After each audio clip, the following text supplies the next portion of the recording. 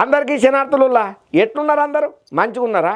ఇక ఎప్పటి లెక్కనే మన దమాగా దుమ్ము దులిపే ఆర్తలను మీకోసానికని పట్టుకొచ్చినా కాబట్టి ఇంకేం చూస్తున్నారులా జప్పున మన దమాగా ఆర్తలను ఇష్టాడి చేద్దాం పాండ్రి. ఏపీ పబ్లిక్ అదృష్టం బంక పట్టినట్టే వాటా పోతున్నదుల్లా. ఇక శానొద్దుల తర్వాత బడ్జెట్ సమావేశాలల్లో అద్భుతమైనటువంటి ఆఫర్లు ఇచ్చుడే కాదు, 6 గ్యారంటీలు చంద్రాల సార్ చెప్పిండు కదా అధికారంలోకి వచ్చే మునుపు చేస్తామని. ఆ 6 గ్యారంటీల అమలు కోసానికని చెప్పి బడ్జెట్లను సుతం రిలీజ్ చేస్తున్నాడు. మరి ఆంధ్రప్రదేశ్ పబ్లిక్ కోసానికని చెప్పి చంద్రాల సార్లు ప్రవేశపెట్టినటువంటి బడ్జెట్లు ఏంటిది? ఈ కూటమి సర్కారు ఆంధ్రప్రదేశ్ పబ్లిక్కు ఎటువంటి ఫాయిదాలు లేబోతున్నది బడ్జెట్లలోనే ముచ్చట పురాగా తెలవాలి కదా, తెలుసుకుందాం పాండ్రి. ఏపీ శాసనసభల ఆర్థిక మంత్రి పయ్యావుల కేశవ సారు బడ్జెట్ ప్రసంగం కొనసాగిందయ్యా. ఇక ఈ బడ్జెట్ మొట్టమొదలు మన ఏపీకి 3 లక్షల కోట్లు దాటిందయ్యా. సూపర్ 6 మేనిఫెస్టోలు హామీల భాగంగా అభివృద్ధి పనులకు ఎక్కువ పైసలనే కేటాయించినరని చెప్పాలి. ఇక ఏపీ బడ్జెట్ 3 లక్షల కోట్లు దాటుతోని చాలా మంది మస్తు హ్యాపీగా ఫీల్ అవుతున్నారు. ఈ ముచ్చటరికైనా ఏపీ పబ్లిక్ సూపర్ 6 సహా మేనిఫెస్టోలో ఇచ్చిన హామీలు అమలు కోసానికని చెప్పి 2025-26 బడ్జెట్లకు పెద్దపీటనే వేసింది కూటమి సర్కారు. అన్నదాత సుఖీభవ కింద ప్రతి రైతుకు 20,000 ఇచ్చేటట్టుగా కేటాయింపులనైతే చేసిండ్రయ్యా. తల్లికి వందనం పథకం కింద ఫ్యామిలీలో చదువుకునే ప్రతి విద్యార్థికి 15,000 రూపాయలనైతే ఇవ్వబోతున్నారట. ఇక ప్రభుత్వ ప్రైవేటు స్కూళ్ళల్లో చదివే విద్యార్థులు ఉంటారు కదా, వాళ్లకు తల్లికి వందనం వర్తిస్తుందట. ఇక 1-12వ తరగతులు చదివేటువంటి విద్యార్థులు ఉంటారు కదా, వాళ్లకు తల్లికి వందనం స్కీమ్ వర్తిస్తుందట.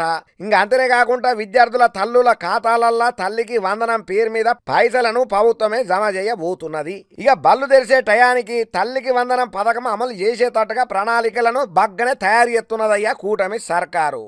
ఇంకా పోతే ఆరోగ్యం ముచ్చట.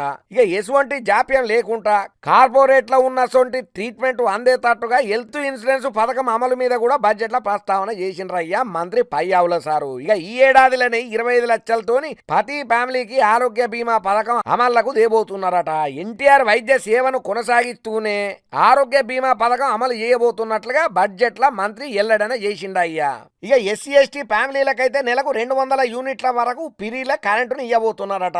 ఇక చేనేత కళాకారులకు కూడా పిరీల కరెంటును ఇవ్వబోతున్నారట. చేనేత మగ్గాల మీద ఆధారపడేటోళ్లకు 200 యూనిట్ల మేర పిరీల కరెంట్ ఇవ్వబోతున్నదట కూటమి సర్కారు. అట్లనే మరమగ్గాల మీద ఆధారపడేటోళ్లకు కూడా 500 వరకు పిరీల వాళ్లకు కరెంట్ ఇచ్చే సదుపాయం కూడా కల్పించబోతున్నారట. ఇక నాయి బ్రాహ్మణుల ముచ్చట్ల కట్టే గదెనుల్లా కటింగ్ షాపులు ఉంటాయి కదా, సెలూన్లు, వాళ్లకు 200 యూనిట్ల వరకు పిరీల కరెంటు అందించేటట్టుగా బడ్జెట్ ప్రస్తావన తీసుకొని వచ్చిళ్ళు. ఇక వయసు మీద పడ్డ వృద్ధుల సంరక్షణ కోసానికని చెప్పి 12 వృద్ధాశ్రమాలను నిర్మాణం చేయాలని చెప్పి నిర్ణయం తీసుకున్నారయ్యా. ప్రధానమంత్రి ఆవాస్ యోజన కింద 7 లక్షలకు పైగా ఇళ్ల నిర్మాణానికి ప్రతిపాదనలు కూడా వచ్చినాయి. ఇక టిడ్కో ద్వారా 2 లక్షల ఇళ్ల నిర్మాణానికి బడ్జెట్ లో గ్రీన్ సిగ్నల్ ఇచ్చింది ప్రభుత్వం. ఇక ఇళ్ల నిర్మాణం నిమిత్తం ఎస్సీలకు అదనంగా 50,000, ఎస్టీలకు 75,000 రూపాయలు ఇయ్యనున్నట్లుగా బడ్జెట్లలో చెప్పుకుంటూ వచ్చిండ్రయ్యా.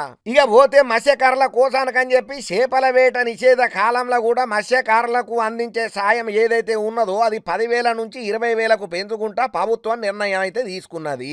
ఇక దీపం 2.0 కింద నిధులను కేటాయించబోతున్నారు. ఇక అట్లనే ఆదరణ పథకాన్ని కూడా కూటమి ప్రభుత్వం పునఃప్రారంభన చేయబోతున్నది.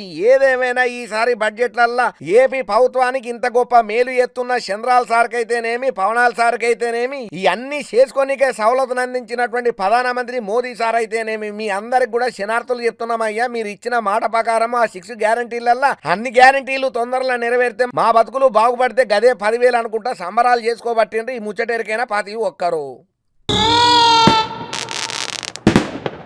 దేశ రక్షణ భావి భారత పౌరుల మీదనే ఉన్నది. ఇవాళ చదువుకునే పిల్లగాళ్ళే రేపటి భవిష్యత్తుకు భారతదేశానికి బాసటగా నిలబడతారు. ఇటువంటి పిల్లలు ఇంకా రావాలి. సైన్స్ మీద ఫోకస్ పెట్టాలి. అద్భుతమైన మేధా సంపత్తిని సొంతం చేసుకోవాలి. మన తెలంగాణకు పేరు తేవాలని చెప్పి రేవంత్ సారు సైన్స్ డే సందర్భంగా గట్టిగానే ఉపన్యాసం ఇచ్చిండు. విద్యార్థులను ప్రోత్సహించేటట్టుగా మార్గదర్శకాలను కూడా దిశానిర్దేశాలు చెప్పుకుంటూ వచ్చిండయ్యా రేవంత్ రెడ్డి సారు. ఇందులోనే కేంద్ర మంత్రి సార్ కూడా చాలా గొప్పగా పిల్లల గురించి మాట్లాడుకుంటా గొప్ప విషయాలనే పిల్లలకు వనకొచ్చే మాటలు సైన్స్ డే సందర్భంగా గచ్చిబౌలిలో అయింది కదా, ఆ ముచ్చట్లల్లో మాట్లాడిళ్ళు. మరి ఇంకా రేవంత్ రెడ్డి సారు కేంద్ర మంత్రి ఏం మాట్లాడిళ్ళు, ఆ 2 సార్లు మాట్లాడిన మాటలు పిల్లల గురించి ఏమన్నారో, సైన్స్ గురించి ఏం చెప్పిల్లో తెలుసుకోవాలని ఉన్నది కదా. నాడు జప్పున ఆర్తల చూద్దాం. కేంద్ర రక్షణ మంత్రి రాజ్నాథ్ సింగ్ సార్ ఆసక్తికరమైన ముచ్చట్లనే చెప్పుకుంటూ వచ్చిండయ్యా. జాతీయ సైన్స్ డే సందర్భంగా ఇంకా అసలు ఏందో వార్త పురాగా చూద్దాం పాడ్రి. ఇక గచ్చిబౌలిల జాతీయ సైన్స్ డే సందర్భంగా మాట్లాడినటువంటి ముచ్చట్లల్లా డిఆర్డిఓ విజ్ఞాన్ వైభవ్ ప్రదర్శన అయ్యిందన్నట్టు. ఇక ఈ ప్రదర్శనకు కేంద్ర మంత్రి Rajnath Singh sir, CM Revanth Reddy sir ఆధారపడ్డాడు. ఇక ఈ సందర్భంగా కేంద్ర మంత్రి రాజ్నాథ్ సింగ్ సార్ మాట్లాడుకుంటా, సార్ సివి రామను ఫిబ్రవరి 28న రామన్ ఎఫెక్ట్ను కనుగొన్నాడు. నోబెల్ గ్రహీత రామన్ గౌరవార్థం ఫిబ్రవరి 28ని జాతీయ సైన్స్ దినోత్సవంగా మనం జరుపుకుంటున్నాం. నేను కూడా సైన్స్ విద్యార్థినే. కొన్నాళ్ళు నేను సైన్స్ అధ్యాపకునిగా పనిచేసిన. ఇక గింత పెద్ద విద్యార్థి సందోహాన్ని ఉద్దేశించి ప్రసంగించడం నాకు మత్తు హ్యాపీ అనిపిస్తున్నది. మానవ పరిమాణాన్ని, సైన్స్ అభివృద్ధి మీద మీ అసొంటి చదువుకునే పిల్లలు అధ్యయనం గట్టిగానే చెయ్యాలి. రక్షణ రంగంలో అనేక మార్పులను మీరు తీసుకురావాలి. మన జీవితంలో సైన్స్ అనేది చాలా కీలకమైన పాత్ర పోషిస్తుంది. ఇవన్నీ మీరు మతిలో పెట్టుకోని పక్కా మరిచిపోకుండా అని చెప్పిండు అయ్యా. ఇక ముఖ్యమంత్రి రేవంత్ రెడ్డి సార్ మాట్లాడుకుంటా, దేశ రక్షణలో హైదరాబాదు దశాబ్దాలుగా కీలక పాత్రను పోషిస్తున్నది. అది మన అందరం ఎంతో గర్వించదగ్గ ముచ్చట. బీడీఎల్, హెచ్ఏఎల్, మిదాని వంటి కీలక సంస్థలు హైదరాబాదు మన చుట్టుపక్కలనే ఉన్నాయి. ఈ సైన్స్ ప్రదర్శన ద్వారా విద్యార్థులకు దేశ రక్షణ పట్ల అవగాహన కలుగుతుందనంటే నాకు మస్తు ఆనందం అనిపిస్తున్నది. ప్రస్తుతం యువత ఐటీ ఉద్యోగాల మీదనే మొగ్గు చూపుతున్నారు అయ్యా. అట్లా కాదు, సాంప్రదాయ ఇంజనీరింగ్ విద్య మీద కూడా విద్యార్థులు అవగాహన పెంచుకోవాలి. ఆ దిశగానే మీరు అడుగులు సుతం వేయాలని చెప్పి రేవంత్ రెడ్డి సార్ అన్న మాటలకు అక్కడ ఉన్నోళ్ళు ఒక్క పారిగా లేచి సాపట్లు కొట్టబట్టినరయ్యా. ఇక ఏదేమైనా గచ్చిబౌలిలైనటువంటి సైన్స్ డే సందర్భంగా కేంద్ర రక్షణ మంత్రి రాజ్నాథ్ సింగ్ సారు, అట్లనే మన తెలంగాణ సీఎం రేవంత్ రెడ్డి సారు మాట్లాడినటువంటి మాటలు ఏవైతే ఉన్నాయో విద్యార్థులకు కనువింపు కలిగేటట్టున్నాయి. వాళ్లను అభివృద్ధి పదంలో సక్సెస్ మార్గంలో తీసుకుపోయేటట్టున్నాయని చెప్పి చాలా మంది సంబరపడబట్టిల్లు ఈ మీటింగ్ కు అటెండ్ అయిన ప్రతి ఒక్కరు. ఇవాళ రేపు చాలా మంది ఏదైనా కొందామని మార్కెట్కి పోయిండ్రే అనుకో, వాళ్ళకు టక్కుమని ఒక మాట పాట యాదికత్తది. ఏం కొనే తట్టలేదు, ఏం తినే తట్టలేదు, నాగులో నాగన్నా, ధరల మీద ధరలు పెరిగే నాగులో నాగన్నా కదా. ఈ పాట మాట వినగానే మనకు మత్తు బుగులవుతుంది. ఏమన్నా కొందామని జర్ర 500 నోటి ఇట్లా తీసి ఇచ్చినామంటే మరలి మనకు వస్తుందన్న నమ్మకం మనకు లేదు. కానీ కూటమి సర్కారులో ఒక పెద్ద లీడరు ఒక మంచి పని చేసిండుల్లా. మనలాంటి పేద బిక్కల కోసానికని చెప్పి ప్రతి ఒక్కరు కూడా ఎయిర్పోర్ట్లో కావాల్సినవి కొనుక్కున్న సుతం ఎక్కువ పైసలు కావు. గసొంటి ఆఫర్ని మన కోసానికి తీసుకొచ్చిండు. ఒక షాప్నైతే తెరిచిండు అయ్యా. మరి ఇంతకు ఆ పెద్ద మనిషి ఎవరు, ఆ కూటమి లీడర్ ఎవరు, తెరిచిన షాప్ ఏందో తెలవాలి కదా. తెలుసుకుందాం పాండ్రి. ఇక విమానంలో పోతున్నాం అనగానే విమానాని కోసానికని చెప్పి ఎయిర్పోర్ట్కు మనం పోతున్నాం అనగానే మన మెదడులో ఫస్ట్ ఫిక్స్ అయ్యే పదం ఏందయ్యా అంటే, అబ్బో అది మనతో కాని పండ్రా నాయన, బాగా ఖర్చులే ఉంటాయి అనే ఆలోచన ప్రతి ఒక్కరికి ఉంటుంది. ఇక బాగా బలిసి పైసలల్లో మునిగి తేలేతోనికైతే పెద్ద విషయం అని అనిపించదు. కానీ కామన్ గా ఒక చిన్నపాటి వ్యాపారమో ఏదైనా కొలువు చేసుకునే తోళ్ళకైతే అక్కడ ఒక బిస్కెట్ ప్యాకెట్ కొనాలన్నా కూడా పెద్ద గండమే అవుతుంటది. ఇక మరీ ముఖ్యంగా ఇటువంటి విమానాశ్రయంలలో ఏమన్నా కొనాలనంటే ఇక కథం ధరలు ఆకాశాన్ని అంటితే మనకు సుక్కలు కనబడతాయి. ఇక ఒక కప్పు చాయ్ తాగుదామన్నా, ఒక చిన్న స్నాక్ ఏదైనా బిస్కెటో సమోసో తిందామన్నా కూడా 500 నోటు ఇడిపిస్తే మళ్ళీ వెనకొత్తదన్న గ్యారెంటీ అయితే అసలుకే లేదు. ఇక పోయి రేట్ ఎంత అని అడిగినామంటే ఇజ్జత్ పోతుందనే భయం కొంత. ఈ పరిస్థితికి తెరదించుకుంటా భారత ప్రభుత్వం విప్లవాత్మకమైనటువంటి మార్పులకు శ్రీకారం చుట్టింది అయ్యా. ఉడాన్ యాత్రి కేఫ్లు అనే పేరుతోని విమానాశ్రయంలో చౌక ధరలకే అంటే చీప్ రేట్లలోనే మనకు ఫుడ్ను అందించేటట్టుగా వినూత్న కార్యక్రమాన్ని అయితే ఏర్పాటు చేసినరయ్యా. ప్రతి ఒక్క సామాన్యునికి అందుబాటులో రావాలన్న ఆలోచనతోనే ఈ మధ్య కాలంలో చెన్నై విమానాశ్రయంలో 2వ ఉడాన్ యాత్రి కేఫ్ ను ప్రారంభం చేసిన సందర్భంగా కేంద్ర విమానయాన శాఖ మంత్రి రామ్మోహన్ నాయుడు సార్ ఈ ముచ్చటనైతే చెప్పుకుంటూ వచ్చిండు. మరి ఈ రేట్లు ఎట్లుంటాయ్యా, ఒక టూకి ఏదైనా నెంబర్ చెప్పనంటారా?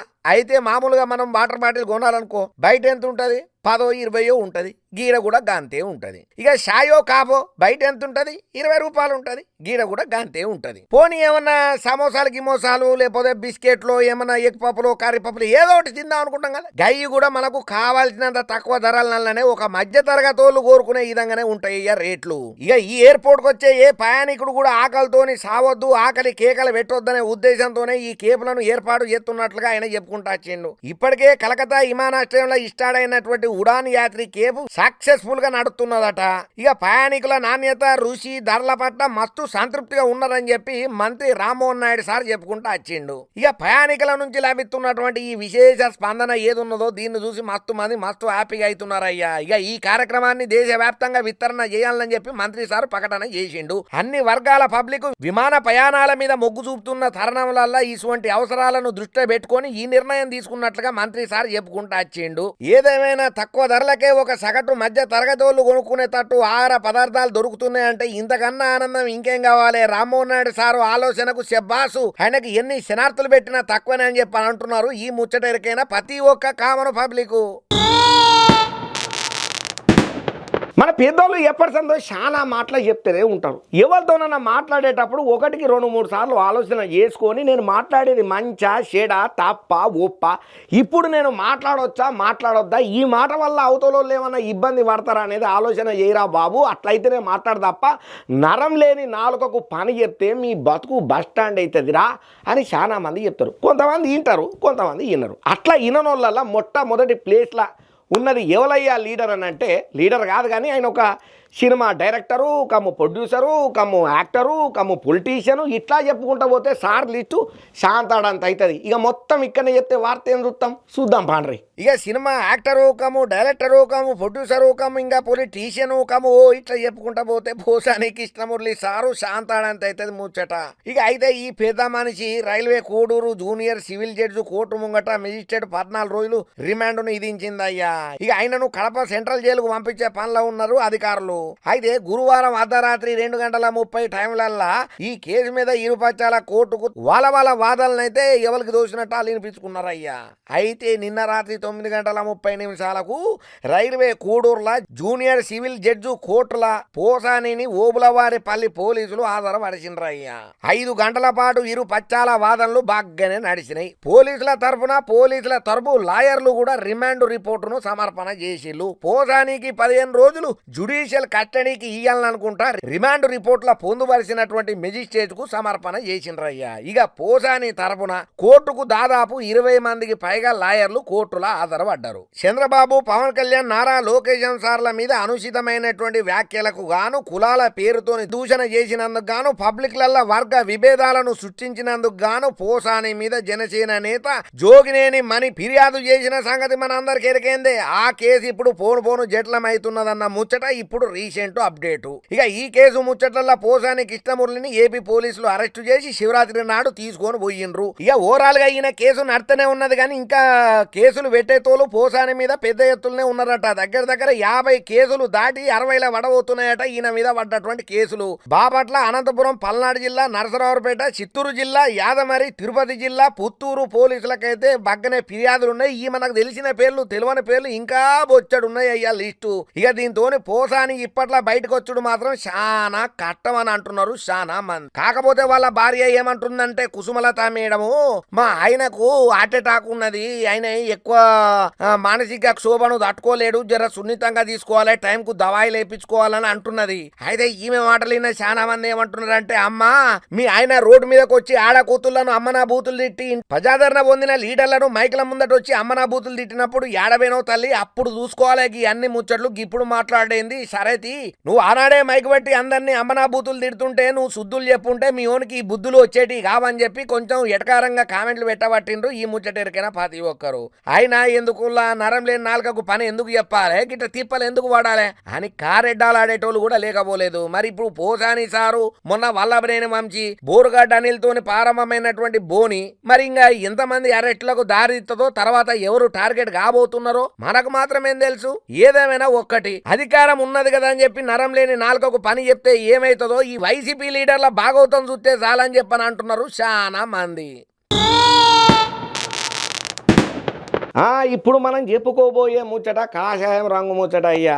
కేంద్ర సర్కారు ఉన్నది కదా, మోడీ సారు బీజేపీ పార్టీ అందులో అధ్యక్ష పదవికి ఇప్పుడు ఒకరిని ఎన్నిక చేయబోతున్నారు. ఆల్రెడీ అధ్యక్షుడు నడ్డా సార్ ఉన్నాడు కదా, మళ్ళా గీనెవలు కొత్తగా అని అంటారా? కాదు కాదు, బీజేపీల అధ్యక్ష పదవి ఆల్రెడీ నడ్డా సార్ చేస్తున్నాడన్న సంగతి మనకు ఎరికే. కానీ ఆయన పదవి అయిపోతే దిగిపోవడు కామనేనా? కంపల్సరీ దిగిపోవాల్సిందే. నేను కాదు నేను ఉంటా ఈయన్నే అంటే కాదు, కంపల్సరీ దిగిపోవాలి. కాబట్టి దిగిన ప్లేస్లల్లో ఇంకో పెద్ద మనిషిని కూర్చోబెట్టాలి. మరి ఇప్పుడు ఆ పెద్ద మనిషి ఎవరు? ఎతకాలి కదా. పబ్లిక్లలో సపోర్ట్ ఎంత ఉన్నది, కంపెనీ కోసం కానీ అంటే మన ఇది పార్టీ కోసం పనిచేసిన అనుభవం ఆయనకు ఉన్నదా లేదా, ఇవన్నీ చూస్తారు కదా. ఇప్పుడు గదే మల్లగుల్లాలు పడి బాగానే చర్చలు జరిపి ఒక మనిషిని ఎన్నుకోబోతున్నారట.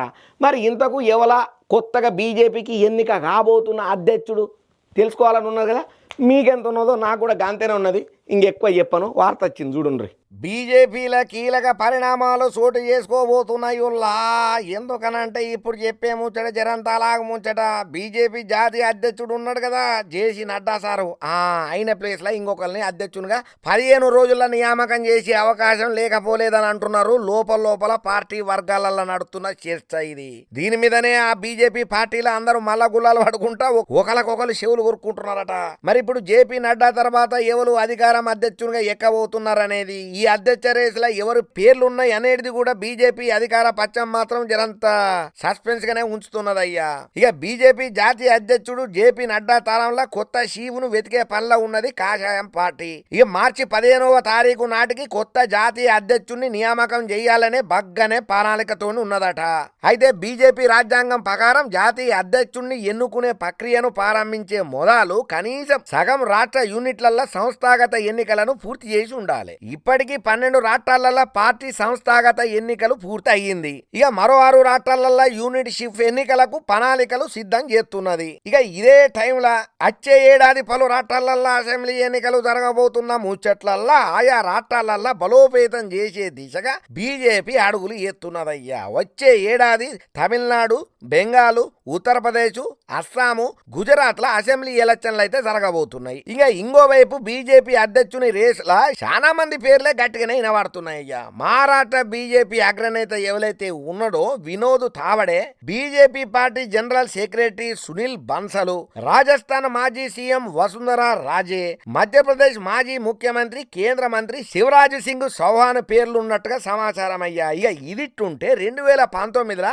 పార్టీ వర్కింగ్ ప్రెసిడెంట్ గా నడ్డా సారు పార్టీ బాధ్యతను స్వీకరణ చేసిండు. జనవరి 20లో బీజేపీ జాతీయ అధ్యక్షునిగా జేసీ నడ్డా సారు ఏకగ్రీవంగా ఎన్నిక అయ్యిండయ్యా. అయితే ప్రస్తుతం కేంద్ర హోంశాఖ మంత్రిగా ఉన్నటువంటి అమిత్ షా సార్ నుండి నడ్డా అధ్యక్ష బాధ్యతలను స్వీకరణ చేసిండు. అయితే లోక్సభ ఎలక్షన్ల దృష్ట్యా ఆయన పదవి కాలాన్ని జూన్ 2024 వరకు పొడిగించిన ముచ్చట మన అందరికి ఎరికైనదే. దీంతో కొత్త అధ్యక్షుని కోసం బీజేపీ ప్లాన్ చేస్తున్నదయ్యా. ఇక ఈ ముచ్చట్లల్లో కీలక బాధ్యతలు ఎవరికి ఇస్తారనేది చర్చ మొదలైంది. ఇక బీజేపీ హైకమాండ్ సైతం పలువురి పేర్లను పరిశీలన చేస్తున్నట్టుగా సమాచారం అయ్యా. రాష్ట్ర ఇన్ఛార్జీలను కూడా తమ దృష్టిలో ఉన్న వాళ్ళ పేర్లను కూడా పంపించాలని చెప్పి కోరినట్టుగా తెలుస్తున్నదయ్యా. ఏదేమైనా ఇప్పుడు బీజేపీ అధ్యక్ష రేసులో ఎవరు ఉండబోతున్నారు, ఎవరు మళ్ళా గద్దెను ఎక్కబోతున్నారనే ముచ్చట మాత్రం చర్చ రచ్చ బాగానే నడుతున్నది బీజేపీ బాసులల్లా. మామూలుగా ఈ జనాల పోకడ ఎట్టుంటుందని అంటే ఏమన్నా సంపాదన లేదనుకో సులకన చేసి మాట్లాడతారు. ఇంట్లోనే కాదు సమాజం కూడా గట్లనే చూస్తుంది. పోనీ ఎక్కువ ఏమైనా సంపాదించినవే అనుకో కొట్లాడుకుంటారు. నాకింత నీకింత, వానికేంది వీనికేంది అని చెప్పి. సరే ఇంకా ఎక్కువ సంపాదించుకున్నాం అనుకో కోట్ల కాడికి ఎక్కుతాం. ఇప్పుడు ఒక అన్న చెల్లె కోర్టు పంచాయతీలు నడుస్తూనే ఉన్నాయి. మధ్యలో అమ్మ దూరింది పంచాయతీల. అసలు వీళ్ళు చేసేదంతా తప్పటి తడకలు, గా మనిషిని నమ్మనే వద్దు, నా బిడ్డకు అన్యాయం చేస్తున్నాడని చెప్పి సయాన తల్లే వచ్చి మళ్ళా కోర్టుల కేసు వేయబోతున్నదట. మరి ఇది ఎంతవరకు వాజీ ముచ్చట? ఇంతవరకు మనం చెప్పుకున్నది ఎవరి గురించో నేను కూడా మర్చిపోయినా, మీరు చూసి ఓకే చేయండి ఒకసారి. ఇక వైఎస్ ఫ్యామిలీల ఆస్తుల పంచాయతీ ఏదైతే ఉన్నదో అది దేగుతలేదు. డైలీ సీరియల్ లెక్కనే సాగుతూనే ఉన్నది. ఓటీటీ సిరీస్ లో ఉన్నటువంటి సస్పెన్సులనే తలపిస్తున్నది. అందరు కూడా బాగానే ఆలోచన చేస్తున్నారు ఈ వైఎస్ ఫ్యామిలీకి సంబంధించిన ఆస్తుల ముచ్చట్లల్లా. ఇక ఇప్పుడు ఎందుకు చెప్తున్నానయ్యా అంటే విజయమ్మ ఈ ఆస్తుల పంచాయతీకి సంబంధించి ఒక ముచ్చటనే చెప్పుకుంటూ వచ్చింది. ఇది ఇప్పుడు చాలా కీలకం కాబోతున్నది. ఇక వైఎస్ ఫ్యామిలీ ఆస్తుల వ్యవహారం మీద కీలక మలుపు చోటు చేసుకున్నదని చెప్పాలి ఇప్పుడు విజయమ్మ చెప్పిన ఈ ముచ్చట ద్వారా. ఎందుకని ఏమంటున్నానంటే వైఎస్ జగన్ భారతీయులకు సరస్వతి పవర్ ముచ్చట్లలో ఎటువంటి అధికారం లేదని, అసలు వాళ్ళకు అందులో వాటాలు లేవని, అన్ని నా పేరు మీదనే ఉన్నాయని చెప్పి, అసలు వాళ్లకు పిటిషన్ ఆ తీరుగా వేసి హక్కే లేదని చెప్పి విజయలక్ష్మి మేడము ఎన్సీఎల్టీల అఫిడవిట్ ను దాఖలు చేసిందయ్యా. ఇక ఈ వ్యవహారంలో మూడు పిల్లలు ఇద్దరు కలిసి షర్మిలను అనవసరంగా గుంజుతున్నారని, ఇంకా అంతనే కాకుండా వీళ్ళిద్దరు కలిసి ఎన్సీఎల్టీని తప్పుదోవ పట్టిస్తున్నారని, ఇక అన్నా చెల్లెల మధ్యన ఉన్న పంచాయతీ ఆస్తుల లొల్లులను కోర్టు దనక తీసుకుపోయిన్లు. ఇది చాలా బాధాకరం. రాజశేఖర్ రెడ్డి ఆత్మ ఘోషిస్తుంటది, ఆయన పేరును సర్వనాశనం చేస్తున్నారు వీళ్ళని చెప్పి కొంచెం ఆవేదన చెందుకుంటానే మాట్లాడబట్టింది. ఇక ఏ తల్లికి కూడా ఇంత నిస్సహాయ స్థితి రాకూడదు, నాటువంటి పరిస్థితి ఏ తల్లి అనుభవించవద్దు. నేను ఒక మనోవేదనకు గురైతున్నా. ఒకవైపు బిడ్డ, ఒకవైపు కొడుకు, ఎవరిని కాదంటాం. వీళ్ళు అన్న చెల్లెళ్ళు తెలుసుకుంటారు పంచాయతీ, కానీ మధ్యలో మా కోడలు భారతి వచ్చి వీళ్ళిద్దరి మధ్యన ఇంకా అగాధాన్ని క్రియేట్ చేస్తున్నదని చెప్పి కోపానికి వచ్చినట్టే బాధపడుకుంటా చెప్పబట్టింది. ఏదేమైనా నన్ను ఈ విధంగా మానసిక క్షోభకు గురి చేసుడు కొడుకు జగన్ కు, కోడలు భారతికి తగదు. మీకేం కావాలనో నేను అవన్నీ ఇచ్చిన, మిమ్మల్ని ఎట్ట చూసుకోవాలనో అట్లనే చూసుకున్నా. మీకు ఏ మాత్రం నేను తక్కువ చేయలే. ఆయన ఉన్నప్పుడు తక్కువ చేయలేదు, ఇప్పుడు నేను తక్కువ చేయలేదు. కానీ నన్ను మీరు ఇట్లా బాధ పెట్టుడు కరెక్ట్ కాదు అని అఫిడవిట్ లో చెప్పుకుంటూ వచ్చిందయ్యా విజయమ్మ.